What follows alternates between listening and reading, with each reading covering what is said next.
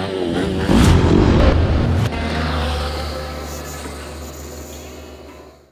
I'm Rob from Kimpex, here today joined by Elliot from Bullet Jeans. Elliot, thank you for joining us here today. Rob, thank you very much for having me here. You come all the way from the UK, yes? I have. It was a longer way, but at least it's a lot warmer here than it was back home. It's a little bit too warm here. Yeah. Tell me a little bit about that. So this is a UK company, yes? Yeah. So this is entirely UK. So we started Bullet sort of back in 2011, and when we started that, it was my dad actually who started it initially, and from then we've sort of expanded and grown into what everybody knows today as Bullet. What inspired your father to start a business in protective jeans? So similar to anyone in motorcycling, really, it's been in our blood for a very, very long time. So when I was growing up, I used to ride speedway, and that's because my dad, the man who started this, was a professional speedway rider. So we've got little hints of that in what we do anyway. So you see here on this jean, this little patch here, that's actually just an embossment of him.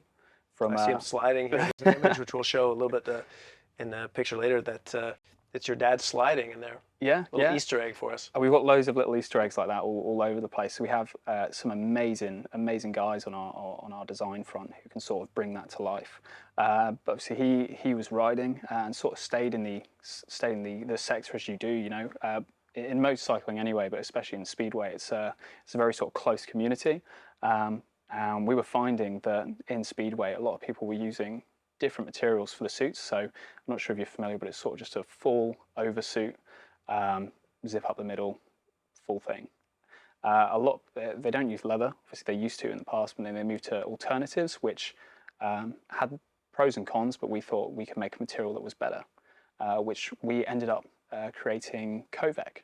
So Covert is a material that we sort of started with, or my dad Keith started with, and we made it initially just to protect those riders. So today we now make FIM approved speedway suits.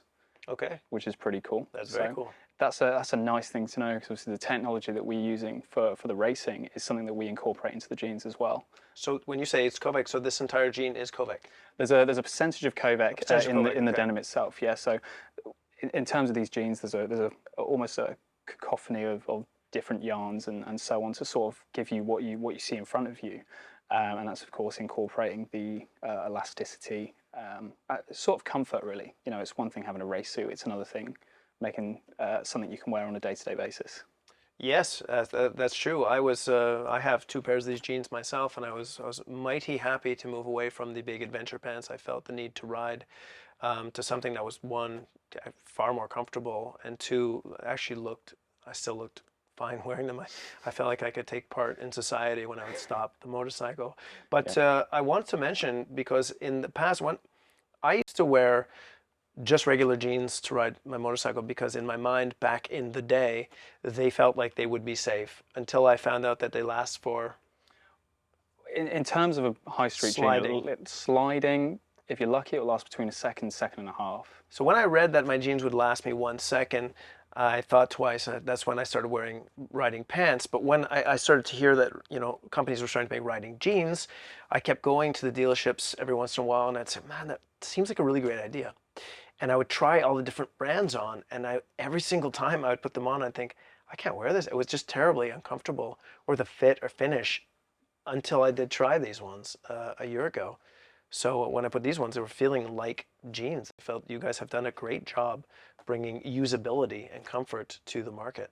Thank you very much, Rob. Yeah, that's really appreciated. Obviously, one of our at the forefront, obviously with the speedway and so on, and sort of our grassroots has of course always been the protective element. But we've reached a level that is fantastic for what you get. So of course on that, and especially riding ourselves, we found that it's all well and good having a protective jean, but it's not something you want to wear. And there's not really too much point having it in the first place. So otherwise you are going to go back to something a bit bulkier, like your adventure trousers, for example. Right, exactly. So the more usable it is, the more comfortable it is, the more you'll just actually end up wearing it, and therefore remain protected, as opposed to saying, I just can't do this, I'm going to just put on normal pants as I go to the corner store. And another thing I'll mention is I'm a rider and I have a lot of friends that are riders, is that oftentimes the stories that I hear about having problems riding, accidents riding, are the times when the guy's like, I was on a trip, the one day I decided just to get on the bike to go get milk at the corner store, and I fell and I slid. And this seems to be sort of a recurring theme. I don't know if it's the same here, but in the UK it's called Sod's Law. No, So we don't have I don't think we have a law for that. No. it just means if something can go wrong, it will go wrong.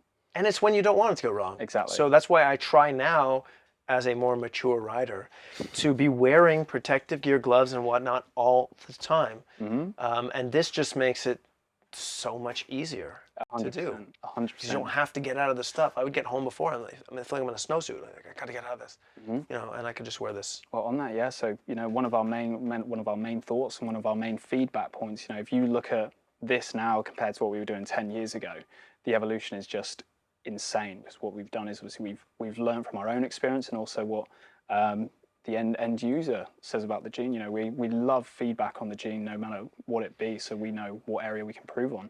And I know a lot of the points we've spoken about earlier today about each gene specifically are points that have been brought to our attention in any category. And we found, or we think now, that we're at a fantastic spot with this range. And I mean, we continue to level up. Yeah, I've seen changes even from the stuff that you showed me today, even from 1 year ago. The genes have evolved.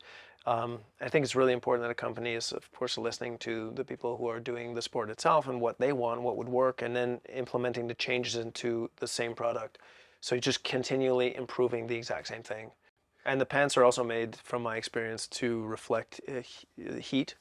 And also keep you cool, which they do both of those. I know from my own experience. I have 2 pairs of these, that when it's really cold out, I feel warmer and protected. And when it's very hot, I also feel protected, interestingly enough, from that as well. Yeah, so that's one of the byproducts of our material. So Covert is something that has a low thermal conductivity. So something we went into earlier, but of course that means that when you're hot, or when it's hot, it will keep you cool, and when it's cold, it will keep you nice and toasty. So, albeit a byproduct, it's a very nice one, especially to have somewhere like here where you do have those extremes.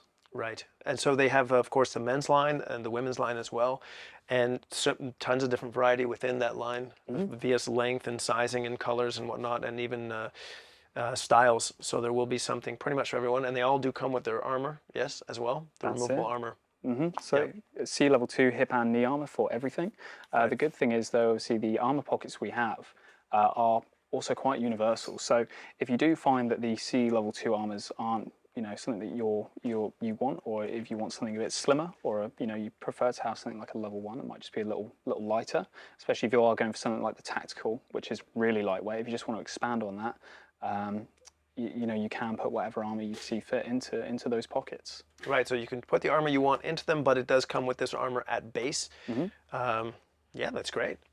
Yeah, no. So one of the things we've obviously tried to pride ourselves on is the fact that we can fit, pretty much everybody into a pair of jeans. So in terms of the men's range, we go from a skinny all the way up to an easy fit, and the waist sizes go from a 28 to a 52. 52, yeah. 52, and we do that in 3 leg sizes mainly, which is short, which is 30-inch inseam, regular, which is 32-inch inseam, and a long, which is 34-inch inseam. Yeah. And for the ladies, we do a skinny, slim and straight as well, and that goes from a UK 4 to a UK 22, and in 3 leg lengths again, short, regular and long. Yeah, so there really is something for everybody. I appreciate your time, Elliot. Thank you for coming all the way from England to join us here today. If you have any questions about these jeans or want to look at them, go to kimpex.com for details. We thank you for joining today.